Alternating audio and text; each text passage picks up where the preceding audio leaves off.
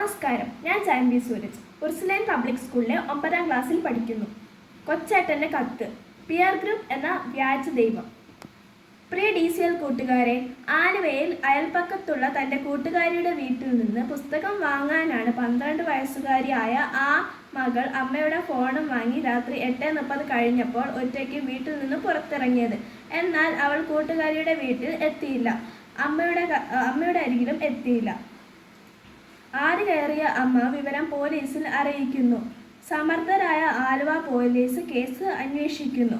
കുട്ടിയുടെ കയ്യിലുള്ള അമ്മയുടെ ഫോൺ ലൊക്കേഷൻ നോക്കുമ്പോൾ സ്ഥലം കാസർഗോഡ്. ഒറ്റയ്ക്ക് കുട്ടി ആ സമയം കൊണ്ട് കാസർഗോഡ് എത്തില്ല എന്നറിയാവുന്ന പോലീസിനോട് അമ്മ പറഞ്ഞു. കൊച്ചിന് ഇൻസ്റ്റഗ്രാം അക്കൗണ്ട് ഉണ്ട്. 12 വയസ്സുകാരിയുടെ ഇൻസ്റ്റഗ്രാം പരിശോധിച്ച പോലീസിനെത്തി.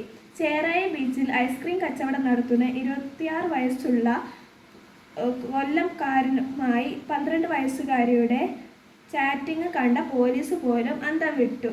ജാഗ്രതയോടെ കുട്ടിയെ കണ്ടെത്താൻ ആലുവ പോലീസ് സ്വന്തം വാഹനങ്ങളിൽ യാത്ര ആരംഭിച്ചു. ആലുവ, കാസർഗോഡ്, മംഗലാപുരം, ഗോവ വഴി മുംബൈയിലെ ധാരാവിയിൽ. അവിടെ നിന്നും ഡൽഹിക്ക് പോകുന്ന വഴി പൂനെ റെയിൽവേ സ്റ്റേഷനിൽ വെച്ച് കൊച്ചിനെയും ബെസ്റ്റിയെയും പോലീസ് പൊക്കി. കൊച്ചിൻ്റെ ഇൻസ്റ്റഗ്രാമിലെ ബെസ്റ്റിക്ക് പോസ്കോ കേസിൽ അറസ്റ്റും റിമാൻഡും.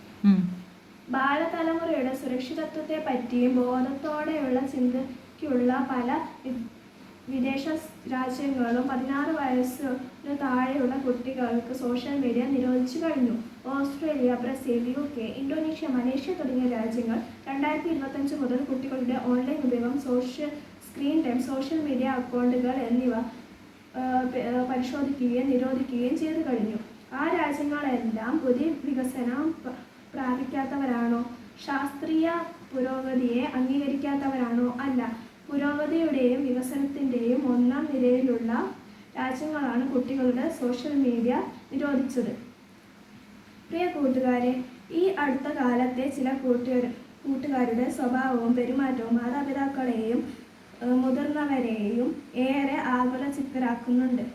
ആരാണ് എൻ്റെ യഥാർത്ഥ കൂട്ടുകാർ എന്ന് സ്വന്തം വീട്ടിൽ പറയാത്ത കുട്ടികളുടെ എണ്ണം കൂടുതലാണ്. പല കുട്ടികൾക്കും അവരുടെ പെരുമാറ്റവും ശീലങ്ങളും തീരുമാനങ്ങളും സ്വാധീനിക്കുന്നത് അവരുടെ മാതാപിതാക്കളല്ല, മതബോധം പകരുന്ന ധാർമ്മികതയല്ല, പകരം അവരുടെ പിയർ ഗ്രൂപ്പ് ആണ്.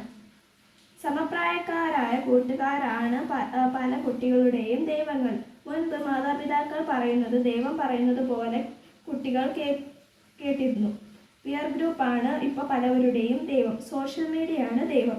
ഇതുവരെ കാണാത്ത പല മഹാവാക്കുകൾ മാത്രം ഇൻസ്റ്റയിൽ കുറിക്കുന്ന അജ്ഞാതനായ സുഹൃത്താണ് ദൈവം.